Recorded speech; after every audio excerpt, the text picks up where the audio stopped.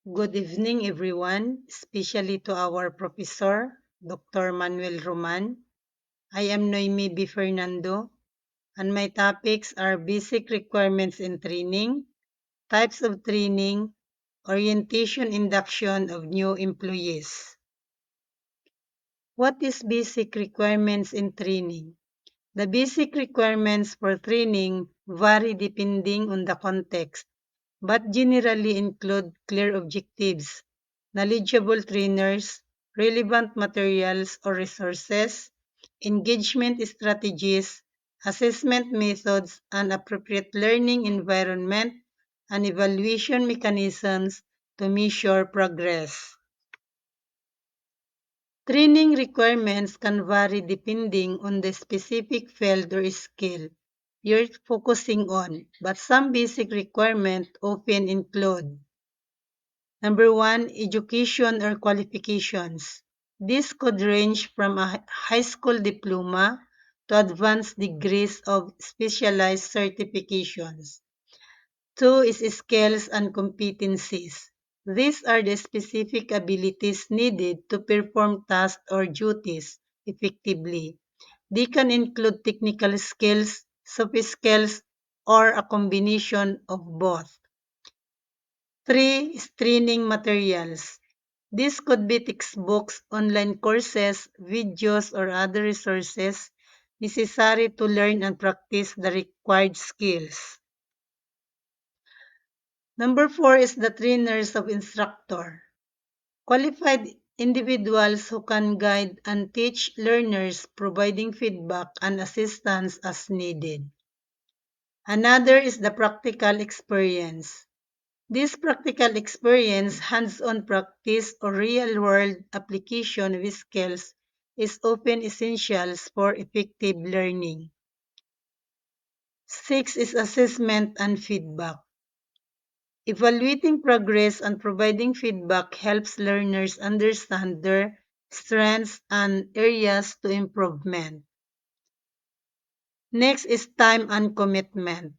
Learning takes time and dedication, so learners need to commit to the training process to achieve success.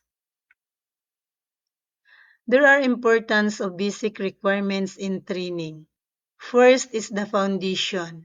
Foundation means they provide a solid foundation of knowledge and skills necessary to build upon a training progresses. Without this foundation, learners may struggle to grasp more advanced concepts. Second is the quality control. Basic requirements ensure a certain level of quality and competence among trainees. By ensuring that all participants meet minimum standards, the training program can maintain consistency and effectiveness. Third is safety. These requirements often include safety protocols and procedures. Fourth is the legal compliance. Many industries have legal or regulatory requirements for training, certification, or licensing. Meeting this requirement is necessary to compliance with relevant laws and regulations. Fifth is the efficiency. Allows training program to be more efficient by focusing on building upon existing competencies rather than starting from scratch. Six is the confidence. Meeting basic requirements can boost learners' confidence in their abilities and increase their motivation to continue learning and improving. The basic purpose of training. From the point of view of the individual employee, there are three main aims of training. First is to improve the individual's level of awareness. Second is increase an individual's skills in one or more area of expertise. Third is increase an individual's motivation to perform their job well. There are types of training. On-the-job training or OJT. It is learning while performing tasks in the actual work environment, often under the guidance of experienced colleagues or supervisors. Next is the classroom or instructor or lead training.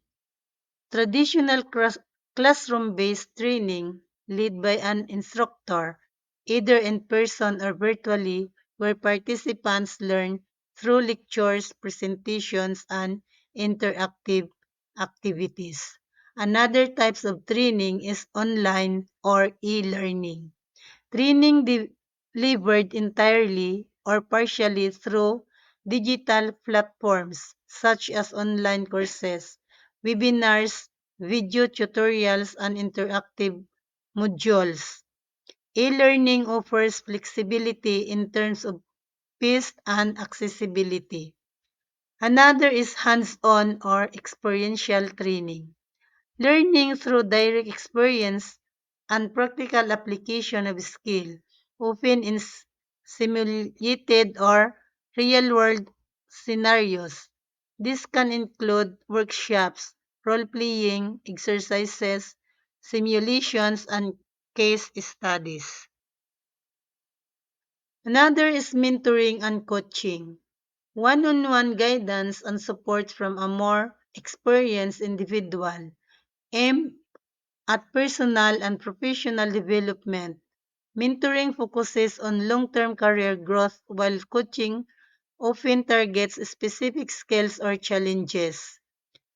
Six is self-directed learning, independent learning where individuals take responsibility for their own learning processes, often uses resources such as books, articles, online tutorials, and self-paced courses. Another is the blended learning. Blended learning combining multiple training methods to create a comprehensive learning experience. For example, a program may include a mix of classroom sessions, online modules, and hands-on workshops. Cross-training. Cross-training individuals in multiple roles or tasks within an organization, enhancing versatility and flexibility in the workforce. 8. Another is the formal education and academic programs. Pursuing degrees, diplomas, or certificates through colleges, universities, or specialized training instructions. And the last is the continuous or lifelong learning. Lifelong learning, ongoing training and development to keep skills relevant and up to date throughout one's career. Orientation induction of new employees. Orientation typically refer to the initial introduction to the organization and its policies, procedures, cultures, and facilities. It's aimed to familiarize new employees with the broader context of their workplace.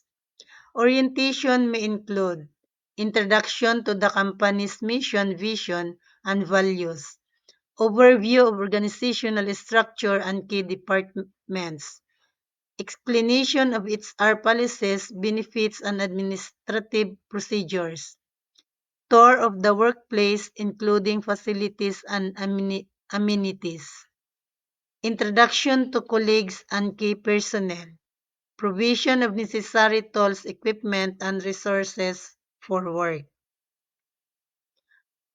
Next is the induction. Induction focuses more on integrating new employees into their specific roles and responsibilities within the organization. It is about providing the necessary training, support, and resources to help new hires become productive and successful in their positions. Induction may include detailed training on job duties, tasks, and expectations, shadowing or mentoring opportunities with experienced colleagues, on-the-job training to develop necessary skills and competencies, introduction to relevant tools, software, and system used in the role, clarification of performance expectations and goals, regulation check-ins, the feedback sessions to assess progress and addresses any concerns. That's all my report. Thank you for watching and God bless us all.